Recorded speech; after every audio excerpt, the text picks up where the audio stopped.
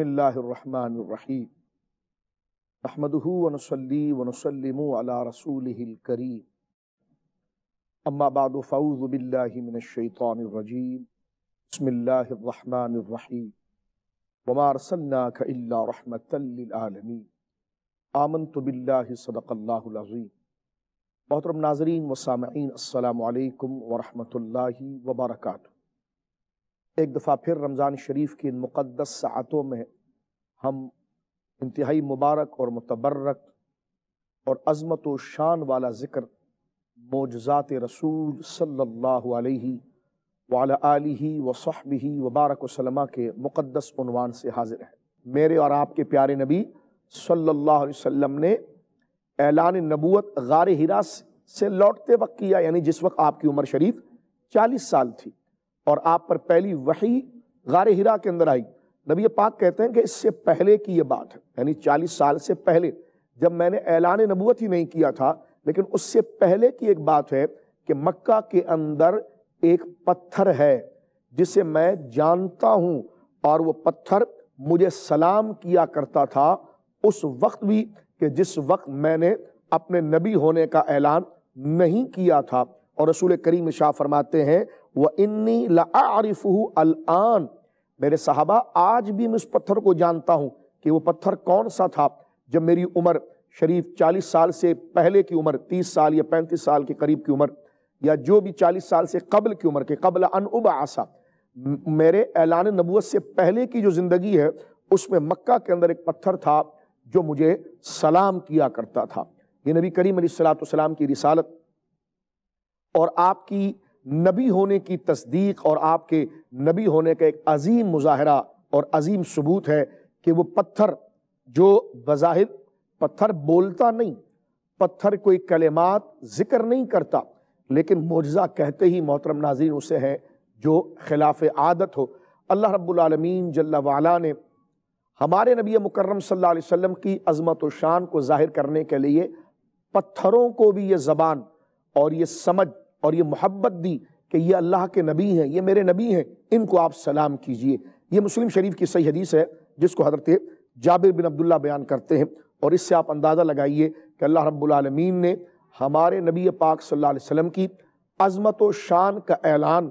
کن کن سے کروایا، اور آپ کو سلام مکہ کے پتھروں نے بھی کیا، اور رسول کریم فرماتے ہیں کہ آج بھی میں اس پتھر کو جانتا ہوں۔ اس حدیث پاک سے محترم ناظرین ایک بڑی ایمان افروز بات میرے ذہن میں آتی ہے، وہ یہ ہے کہ دیکھیں جو پتھر آپ کو سلام کرتا تھا اعلان نبوت سے پہلے، نبی پاک اس کو بھی نہیں بھولے، بلکہ آپ نے کہا کہ میں اس پتھر کو جانتا ہوں اور آج بھی جانتا ہوں، اور ارشاد حدیث کا انی لأعرفُ الآن، میں آج بھی اس پتھر کو پہچانتا ہوں۔ تو محترم ناظرین ذرا غور کیجئے، اگر پتھر بھی نبی پاک صلی اللہ علیہ وسلم پر سلام پیش کرے تو آقا کریم صلی اللہ علیہ وسلم اس پتھر کو بھی نہیں بھولتے۔ اگر کوئی امتی آپ کی بارگاہ میں کہے اللہم صلی علی سیدنا و مولانا محمد وعلی آلہ وصحبہ اجمعین،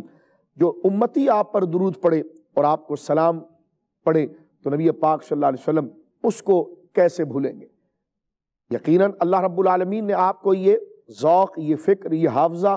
یہ صلاحیت، یہ نعمت دی ہے کہ آپ ان پتھروں کو جانتے ہیں، تو اسی رب نے یقیناً اسی سلام کی برکت سے آپ کو یہ طاقت اور یہ سماعت اور یہ اختیار اور آپ کو یہ صلاحیت اور یہ نعمت عطا فرمائی ہے کہ آپ اپنی امتیوں کو بھی پہچانتے ہیں۔ انشاءاللہ آنے والے پروگراموں میں ہم اس پر ایک مکمل گویا کہ معجزات رسول کے ضمن میں اس بات کو ذکر کریں گے، لیکن سر 10 مسلم شریف کی حدیث نے اس بات کو تو بتا دیا کہ جو حضور کو یاد کرتا ہے حضور سید عالم اس کو بھولتے نہیں، چاہے وہ پتھر ہی کیوں نہ ہو۔ جبکہ نبی کا امتی اگر نبی پر درود پڑے تو نبی اس کو کیسے بھولیں گے، اور جب نبی اپنے امتی کو یاد رکھیں گے تو اس سے اللہ رب العالمین کی ذات قادر مطلق ہے، اس ذات سے یہ امید واثق ہے کہ جسے نبی یاد رکھیں گے تو اس پر اللہ رب العالمین جل وعلا خود مہربانی فرما کر اس پر کرم اور اس پر رحمت فرمائے گا۔ جامع ترمذی شریف کی ایک اور حدیث ہم آپ کی خدمت میں محترم ناظرین ذکر کرتے ہیں، یہ بڑا پیارا واقعہ، یہ جو میں نے ابھی عرض کیا آپ کی خدمت میں صحیح مسلم شریف سے، یہ تو حضرت جابر بن عبداللہ رضی اللہ تعالیٰ سے، لیکن ایک حدیث پاک حضرت سیدنا مولا مرتضیٰ شیر خدا رضی اللہ تعالیٰ عنہ کی زبان پاک سے ہے کہ وہ سلام کیا پڑھتا تھا پتھر. یہاں تو حدیث میں صرف یہ ہے نا کہ کانا یسلم علی قبل ان ابعث، میں مکہ کے اس پتھر کو جانتا ہوں جو میرے اعلان نبوت کرنے سے پہلے مجھ پر سلام پڑھتا تھا. لیکن وہ کلمات کیا ہوتے تھے، وہ پتھر سلام کیسے پڑھتا تھا، ان کے اس پتھر کے جملے کیا ہوتے تھے، تو حضرت علی شیر خدا رضی اللہ تعالیٰ بیان کرتے ہیں، فرماتے ہیں، کہتے ہیں کہ میں مکہ کی گلیوں میں حضور کے ساتھ چل رہا تھا. یعنی یہاں پر حضرت علی نے باقاعدہ فزیکل اس چیز کو دیکھا ہے. باب العلم سیدنا علی رضی اللہ تعالیٰ فرماتے ہیں کہ میں خود نبی پاک صلی اللہ علیہ وسلم کے ساتھ مکہ کی اس گلی سے گزر رہا تھا، تو کہتے ہیں کہ ہم بعض محلوں میں گئے اور جو درخت اور پتھر سامنے آ رہے تھے تو وہ تمام حضور کی خدمت میں کہتے تھے السلام علیک یا رسول اللہ، السلام علیک یا رسول اللہ. آپ ناظرین میں مل کر میرے ساتھ پڑھ لیجئے، السلام علیک یا رسول اللہ، السلام علیک یا رسول اللہ. سیدنا مولا علی شیر خدا رضی اللہ تعالیٰ عنہ کہتے ہیں کہ میں خود اللہ کے پیارے نبی جناب رسول اللہ صلی اللہ علیہ وسلم کے ساتھ تھا، اور ہم جس گلی سے گزرتے، جس محلے سے گزرتے، وہاں کے درخت ہوں یا وہاں کے پتھر ہوں، وہ حضور نبی مکرم پر سلام پڑھتے. اور سلام کا جملہ کیا ہوتا تھا، کیا کس جملے میں حضور سے سلام کرتے تھے، وہ ورڈنگ کیا ہوتی تھی، وہ سینٹنس کیا تھا، وہ جملہ کیا تھا. تو حضرت علی شیر خدا جامع ترمذی میں ہے، فرماتے وہ جملہ ہوتا تھا کہ ہر درخت حضور سے کہتا تھا السلام علیک یا رسول اللہ، ہر پتھر کہتا تھا السلام علیک یا رسول اللہ. سیدنا علی کہتے ہیں کہ میرے کانوں نے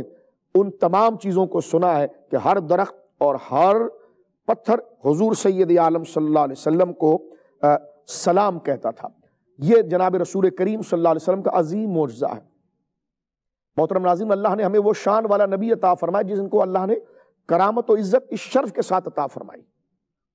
اور امت کے صالحین اور نیک لوگ اس کے گواہ ہیں. سیدنا علی رضی اللہ تعالیٰ عنہ خود اس کے گواہ ہیں. فرماتے ہیں کہ حضور سید عالم صلی اللہ علیہ وسلم کی خدمت میں اس طرح سے وہ گویا کہ سلام پڑھتا تھا. تو آپ اس سے بھی آپ اندازہ لگا سکتے ہیں کہ جناب رسول مکرم صلی اللہ علیہ وسلم کو اللہ نے کیا مقام عطا فرمایا ہے. اور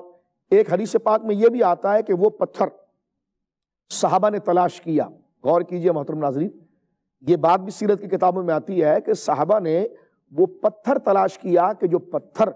رسول کریم صلی اللہ علیہ وسلم کو سلام کرتا تھا. تو ان کو بتایا گیا کہ حضرت ابو بکر صدیق رضی اللہ تعالیٰ عنہ کا جو مکان ہے وہ پتھر آپ کی دیوار میں جڑا گیا ہے، آپ کے گھر کی دیوار میں لگایا گیا ہے. تو اس کی بھی نشاندہی باقاعدہ ہوئی ہے کہ وہ پتھر گویا کہ اب کہاں پر ہے، اور اس جس نے سرکار دو عالم صلی اللہ علیہ وسلم کی خدمت میں سلام پڑھا تھا، جو مسلم شریف کی حدیث ہے. اور یہاں پر تو جو میں نے جامع ترمذی اور سنن دارمی کی روایت پڑھی، اس میں تو حضرت مولا علی کہتے ہیں کہ سارے پتھر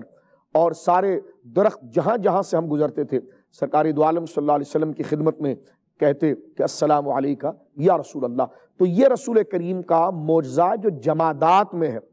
یعنی ٹھوس پتھر کہ جس میں زندگی بظاہر نظر نہیں آتی، لیکن حضور سید عالم صلی اللہ علیہ وسلم کا یہ عظیم معجزہ ہے. ایک حدیث پاک مزید عرض کرتے ہیں، امام بیہقی علیہ رحمہ نے اس کو نقل کیا ہے، اور اس حدیث پاک کے اندر یہ کہ سرکار دو عالم صلی اللہ علیہ وسلم کے چہیتے چچا حضرت سیدنا عباس ابن عبد المطلب رضی اللہ عنہ، حضرت عباس نامی دو عظیم شخصیتوں کا ذکر تاریخ کے اندر زیادہ ملتا ہے. ایک تو وہ ہے جو کربلا معلیٰ کے اندر موجود تھے،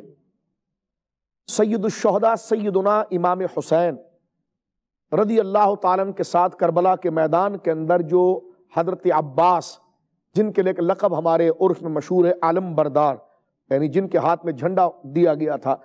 وہ حضرت عباس حضرت سیدنا علی کے بیٹے ہیں رضی اللہ عنہ، یعنی امام حسین رضی اللہ تعالیٰ عنہ کے بھائی ہیں، باپ شریک ماں شریک نہیں. لیکن میں جن حضرت عباس کا ذکر کر رہا ہوں وہ سرکار علیہ السلام کے چچا ہیں، حضرت عباس ابن عبد المطلب. حضور ان کی بڑی عزت کرتے، بڑا اکرام کرتے، بلکہ امام بخاری علیہ رحمت نے ادب المفرد میں یہاں تک لکھا ہے کہ سیدنا علی رضی اللہ تعالیٰ عنہ اپنے چچا حضرت عباس کا اتنی ان کی عزت اور توقیر کرتے تھے کہ سیدنا علی جب بھی حضرت عباس سے ملاقات کے لیے جاتے تھے تو ان کے ہاتھوں کو بھی چومتے تھے اور ان کے قدم کو بھی چومتے تھے۔ اب حدیث پاک سنیے کہ امام بہقی علیہ رحمہ نے نقل کیا کہ ایک دن رسول کریم صلی اللہ علیہ وسلم اپنے چچا حضرت عباس کے گھر گئے اور سب سے ملاقات کی، اور سب سے حضور نے فرمایا کیف اصبحتم، تم سب میرے اہل بیت نے، یعنی حضرت عباس حضور کے چچا ہیں، تو تم نے کیسی صبح کی، تمہاری صبح خیریت سے ہوئی جو پوچھا جاتا ہے، کیف اصبحتم، سب نے کہا الحمدللہ ہماری صبح بخیر ہوئی۔ سرکار دو عالم صلی اللہ علیہ وسلم نے ایک چادر مبارک لی اور اس چادر میں حضرت عباس کو اور ان کی اولاد کو اس چادر کے اندر لیا، جس طرح کہ سیدتنا فاطمہ الزہرا اور امام حسن و حسین کو اپنی چادر میں لیا تھا، تو سرکار نے ان کو اپنی چادر میں لے کر فرمایا تھا یا ربی ھذا عمی، اے اللہ یہ میرے چچا ہیں، وَصَنْوُ ابی، اور چچا جو ہوتا ہے وہ بندے کے لیے مثل باپ کے ہوتا ہے، وَھَٰؤُلَاءِ أَهْلُ بَيْتِي، اور یہ میرے خاندان کے لوگ ہیں، یا اللہ فَاسْتُرْهُم مِّنَ النَّارِ، ان کو مولا کریم جہنم کی آگ سے محفوظ فرما دے، کَسَّتْرِ إِيَّاهُمْ بِمَلَاءَةِ هَٰذِهِ، یا اللہ ان کو جہنم کی آگ سے میرے مولا محفوظ فرما دے۔ یہ جناب رسول کریم صلی اللہ علیہ وسلم نے ارشاد فرمایا ان کو ایسے چھپا، اس طرح آتش جہنم سے انہیں چھپا لے جیسے ان کو میں نے اپنی چادر کے اندر چھپا لیا ہے۔ کہتے ہیں یہ جملہ جناب رسول کریم کی زبان سے نکلا، حدیث پاک میں آتا ہے کہ دروازہ جو سامنے تھا لکڑی کا، اس سے، اس کی چوکٹ سے، کھڑکیوں سے اور دیواروں سے آمین آمین آمین کی آواز آنے لگی۔ یہ جناب رسول کریم کا عظیم معجزہ ہے کہ دعا آپ نے رب سے کی اور دروازے کی جو گویا کی چوکٹ ہے اور جو دیوار ہے، کھڑکیاں ہیں، وہ گویا ہو گئی اللہ کے اذن سے، اور اس نے آمین کے جملے کہے جو سرکار نے اپنے اہل بیت کے لیے کہے۔ تو یہ جمادات کے حوالے سے یہ معجزہ ہے۔ تو اس عظیم واقعے کے تحت اللہ ہمارے ایمان کو اس سے تازہ کرے، اور آج کے روزے کو اللہ رب العالمین اس مبارک واقعے کے صدقے اپنی بارگاہ میں قبول فرمائے، اور حضور سید عالم کی محبت، تعظیم اور آپ کی لائی ہوئی شریعت پر ہمیں عمل پیرا ہونے کی توفیق عطا فرمائے۔ وآخر دعوانا ان الحمد للہ رب العالمین۔